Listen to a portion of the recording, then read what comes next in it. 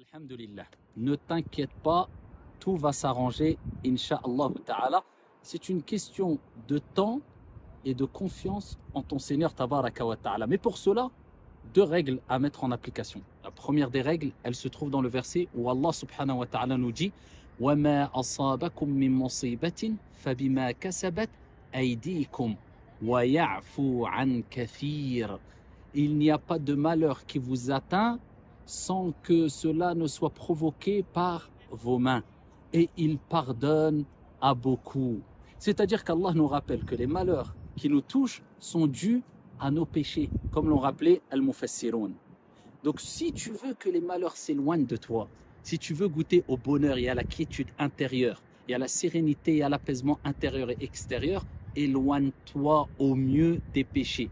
Des péchés que tu peux commettre avec tes yeux, avec tes oreilles, avec ta langue. Et à ce moment-là, Allah subhanahu wa ta'ala éloignera de toi les malheurs et les problèmes et les soucis et les angoisses. C'est la première règle à retenir. Et avec cela, Allah nous dit وَيَعْفُو عَنْ كَثِيرٍ, et il pardonne à beaucoup, car dans un autre verset coranique, Allah nous rappelle que s'il saisissait tous les êtres humains, à chaque fois qu'ils commettaient un péché, il ne resterait plus un être humain sur terre. وَيَعْفُو عَنْ كَثِيرٍ, mais il pardonne à beaucoup. Il te dit de faire le maximum d'efforts pour t'éloigner en premier lieu des grands péchés al-kaba'ir, ça il faut être intransigeant, et dans un deuxième temps des petits péchés au mieux. C'est la première des règles. La deuxième des règles, reviens vers ton Seigneur Tabaraka wa Ta'ala qui a dit dans le Coran وَإِذَا سَأَلَكَ عِبَادِي عَنِّي فَإِنِّي قَرِيبٌ أُجِيبُ دَعْوَةَ الدَّاعِ إِذَا دَعَانِ. Et lorsque mes serviteurs, Allahumma ij'alna minhum, t'interrogent sur moi, je suis proche, j'accepte, je réponds à l'invocation de celui qui me demande. Mais Allah subhanahu wa ta'ala nous rappelle qu'il répond à l'invocation de celui qui lui demande. Mais de qui parle-t-il? Au début du verset, il dit وَإِذَا سَأَلَكَ عِبَادِي عَنِّي.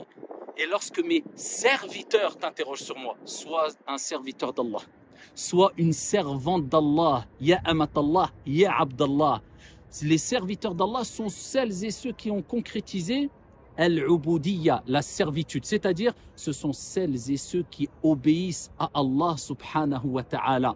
Quand Dieu leur recommande ou leur commande de faire une chose, sami'na wa ata'na ghufranaka rabbana wa ilayka al-masir. Ils disent nous avons entendu et nous avons obéi. Accroche-toi aux actes d'adoration les plus importants qui ne doivent pas être considérés comme une corvée, mais comme une fierté, afin d'être reconnaissant vis-à-vis de celui qui éloigne le mal de ses serviteurs. Allah subhanahu wa ta'ala, accroche-toi à ta prière, accroche-toi à ton jeûne, accroche-toi au bon comportement, à la bonne moralité, éloigne-toi des grands péchés tels le mensonge, tel le délaissement de la prière, tel l'injustice, tel le vol, etc., etc., etc. Qu'Allah subhanahu wa ta'ala dissipe nos angoisses, nos soucis et nos tristesses, et qu'Allah remplace nos malheurs et nos épreuves par une joie et une félicité ici-bas et dans le delà. Wallahu a'lam, wassalamu alaikum.